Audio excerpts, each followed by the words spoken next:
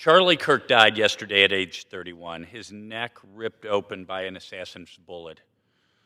He is survived by his wife Erica and their two young children who will never see their dad at a t-ball game or a high school graduation or a wedding.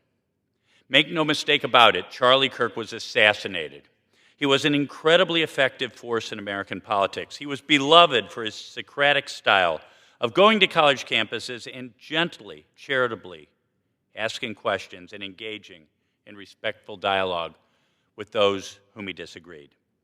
Most of all, he was a very convincing advocate for love of God, family, and country, the hatred of which is a sacred creed of the left. They could not have it. They killed him. In April of this year, Charlie prophetically said on social media, assassination culture is spreading on the left. 48% of liberals say it would be at least somewhat justified to murder Elon Musk. 55% said the same thing about Donald Trump. The left is being whipped into a violent frenzy. Any setback, whether losing an election or losing a court case, justifies a maximally violent response. This is a natural outgrowth of the left-wing protest culture, tolerating violence and mayhem for years on end.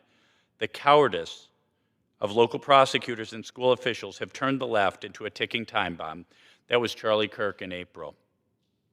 Yesterday, a social media post of mine hit a nerve when I called Charlie a martyr. Without question, he was. The Athenians put Socrates to death for the simple crime of asking questions about culture and society and the meaning of life itself. Socrates was, in that sense, a martyr to the truth, and so was Charlie Kirk. But Charlie was also a martyr for Jesus Christ. A priest friend of mine sent me this short passage from St. Bede, referring to John the Baptist. There is no doubt that Blessed John suffered imprisonment and chains as a witness to our Redeemer, whose forerunner he was, and gave his life for him. His persecutor demanded not that John should deny Christ, but only that he should keep silent about the truth. Nevertheless, he died for Christ. Does Christ not say, I am the truth? Therefore, John shed his blood for the truth. Surely he died for Christ. Charlie also died as he was answering a question about the transgender cult that has gripped so much of our society and destroyed the life and health of so many of our young people. They couldn't stand for that, so they killed Charlie, martyr for the truth and for Christ. Well, what for us? Well, everything has changed. If we didn't know it already, there is no longer any middle ground. Some of the American left are undoubtedly well-meaning people, but their ideology is pure evil. They hate the good, the truth, and the beautiful, and embrace the evil, the false, and the ugly.